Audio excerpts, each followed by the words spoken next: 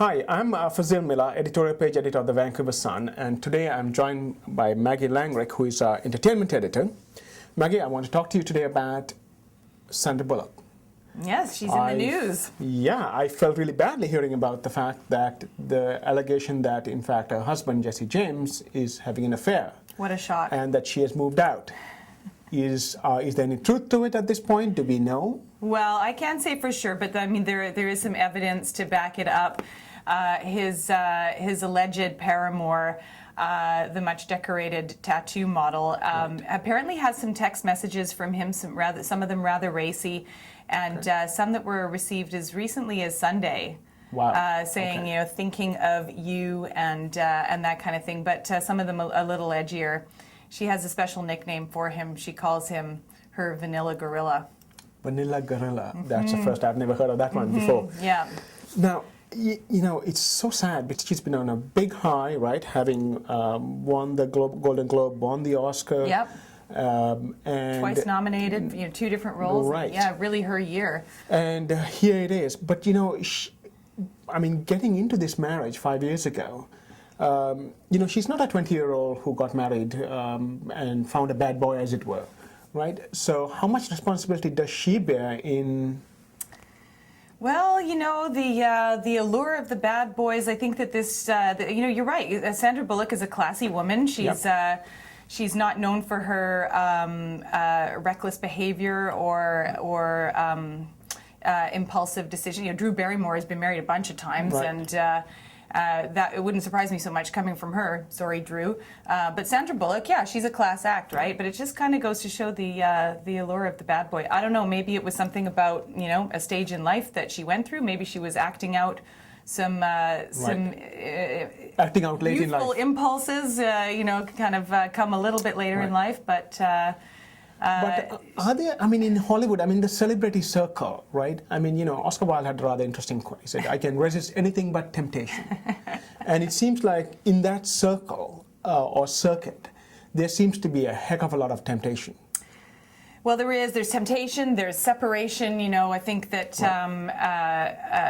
the tattoo model was her explanation is that she says that she didn't realize that Jesse James and Sandra Bullock were still together because apparently Jesse said to her, "Oh, she doesn't live here. You know, she's on tour. And apparently they sat together in his office. They were cuddling on the sofa and watching Sandra doing her television appearances. I think it was at the MTV Awards.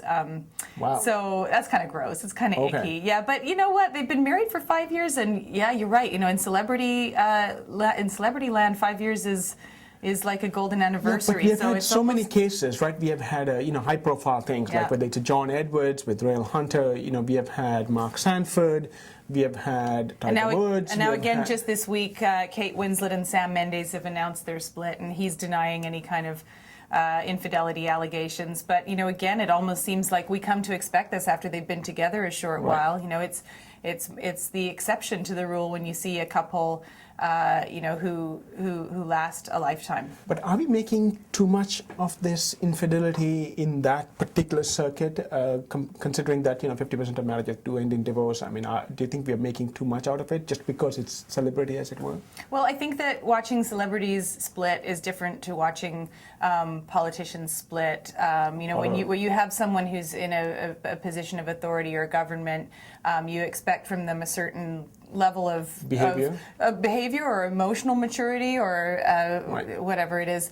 I think a lot of us kind of like to see the celebrity split. First of all, because it means that they go back on the market again, and those who have crushes on them can start thinking of them as available again. But I don't think that there's that same sort of moral judgment. But there's definitely interest. You know, it's fascinating, and we like to see that they're not so high and mighty. They're not better than you know, than you or I or But there seems to be all this scientific evidence. I mean, historically we know that, you know, monogamy is somewhat of an aberration. Science seems to suggest that, you know, it really, you know, that's not something which is normal, as it were. Unless you're a goose. Don't geese mate for life? I think some. There are a couple of things, I think. But so, do you buy that argument, and you know, this notion that, oh well, you know, men are all just dogs, so what the hell? Yeah.